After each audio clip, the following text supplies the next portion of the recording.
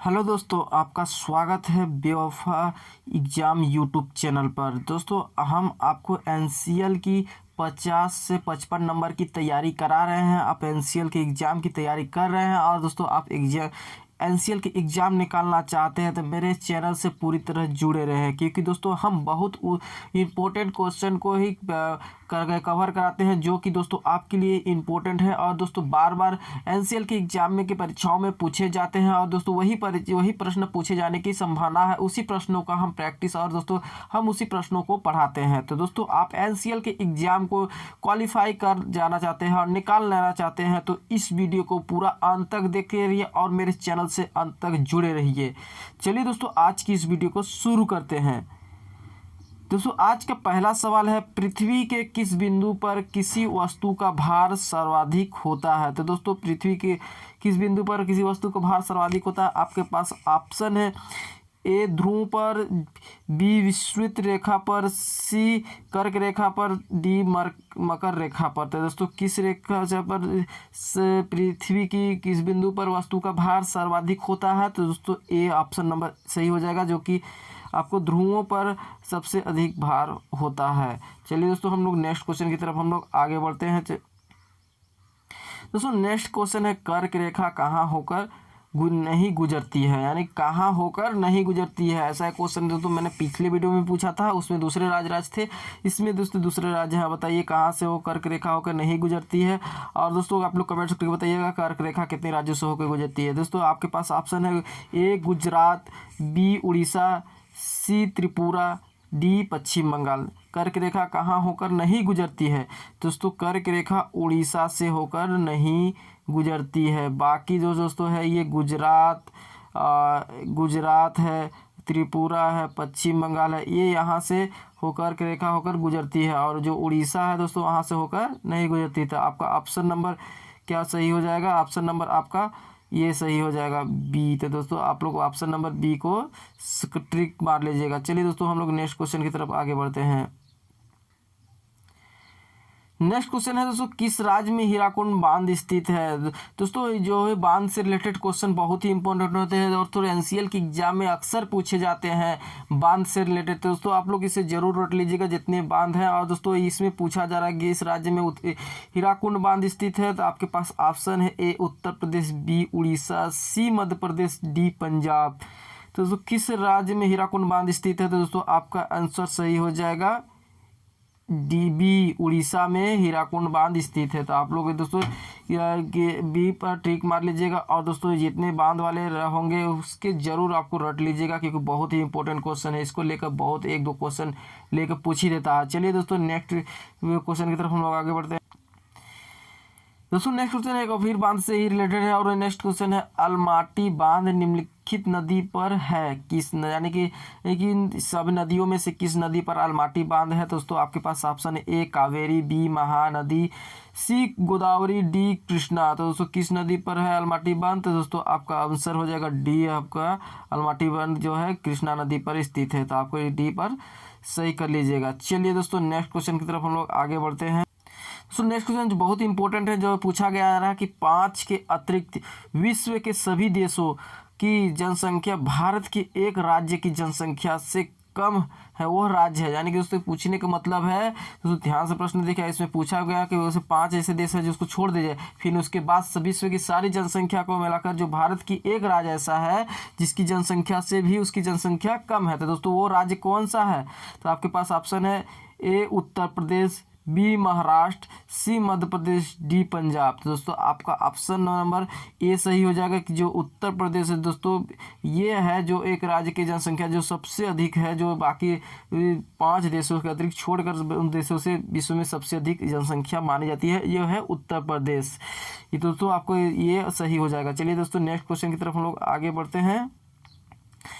दोस्तों next question बहुत important है कि पूछा गया है इसमें, जिन राज्यों से छत्तीसगढ़ घिरा हो उनकी संख्या कितनी है। दोस्तों उस बार पूछा था लेकर दोस्तों 2-3 क्वेश्चन इससे से राज्यों को घिरा हुआ लेकर पूछ देता है। तो दोस्तों आप इस जरूर रख लीजिएगा कौन राज्य किससे घिरा और दोस्तों कितने राज्यों से घिरा हुआ है। तो दोस्तों ये देखिए पिछले बार ये उत्तर प्रदेश को पूछा था और दिल्ली को भी पूछा था।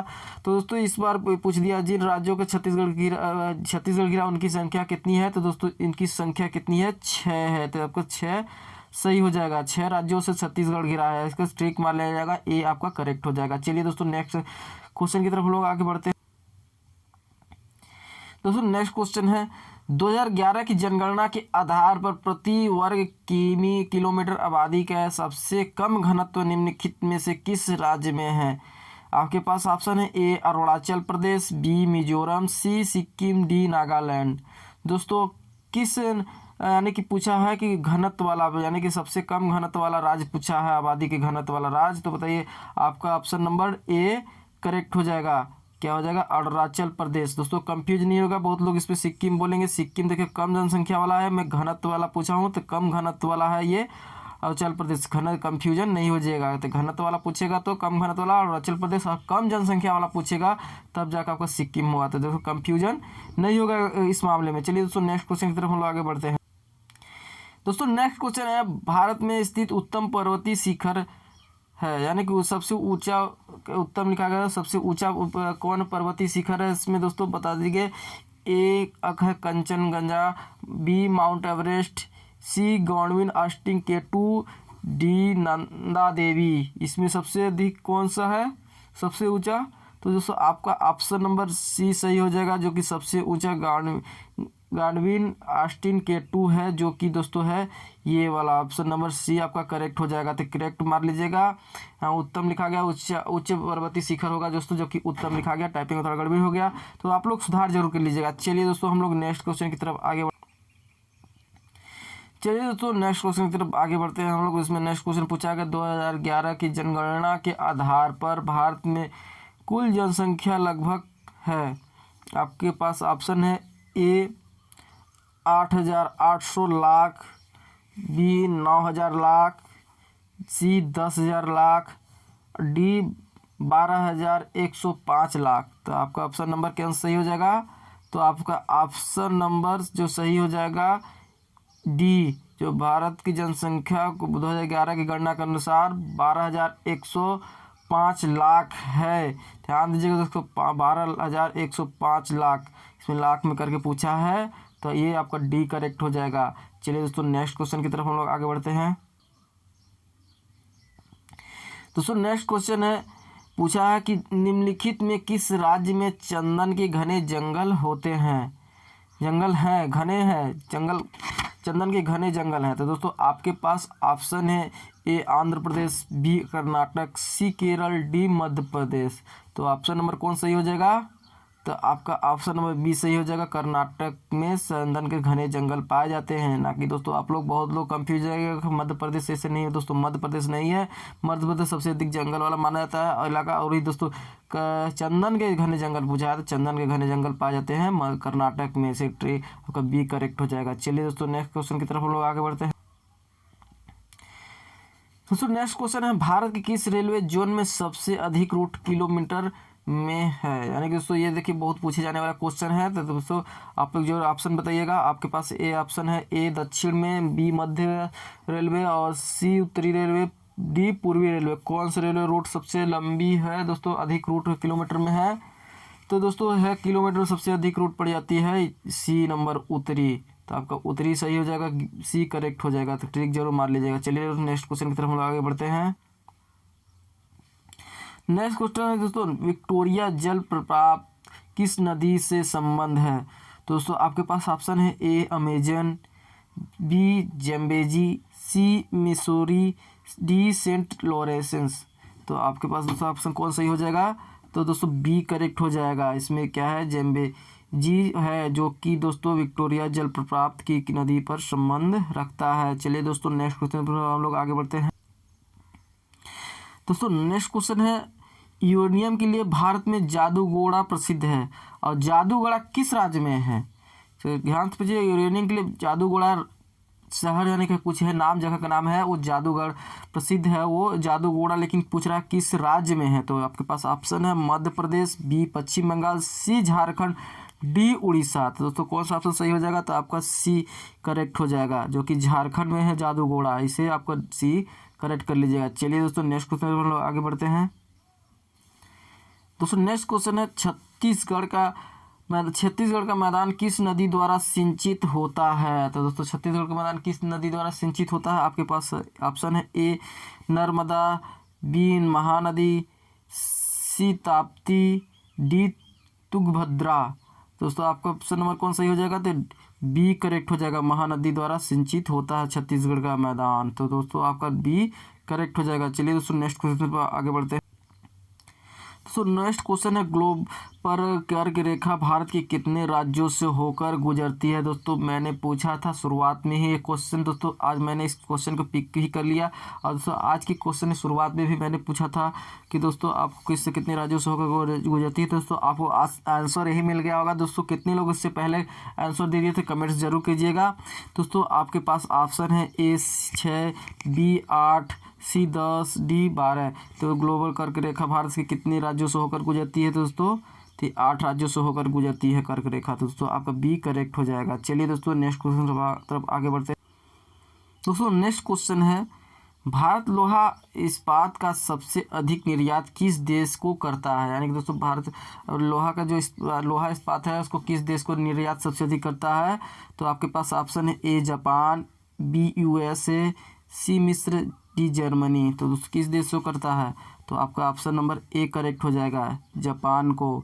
भारत सबसे अधिक लोहा इस्पात जापान को निर्यात करता है। तो आपका ए करेक्ट हो जाएगा। चलिए नेक्स्ट क्वेश्चन की तरफ आगे बढ़ते हैं। नेक्स्ट क्वेश्चन है दोस्तों भारत का मैग्नीज उत्पाद में कौन सा स्थान है?